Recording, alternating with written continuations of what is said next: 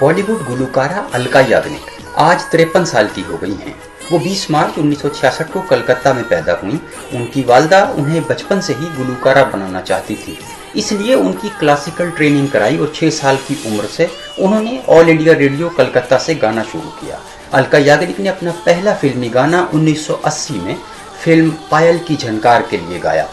उसके बाद लावारिस फिल्म का गाना मेरे अंगने में तुम्हारा क्या काम है और तेजाब फिल्म का गाना 1 2 3 ने मकबूलियत के रिकॉर्ड तोड़ दिए। उन्होंने उर्दू, हिंदी, गुजराती, आसामी, राजस्थानी, बंगाली, भोजपुरी, पंजाबी, तेलुगु, तमिल, इंग्लिश और मलयालम जबानों में गाने गाए। उन्होंने तमाम बड़े मौसीकारों के साथ गाया, जिनमें कल्याण जी आनंद जी, R.D. बर्मन, नदीम श्रवण, A.R. रहमान, आनंद मिलिंद, साजिद वाजिद और नुसरत फतेह अली खान शामिल हैं।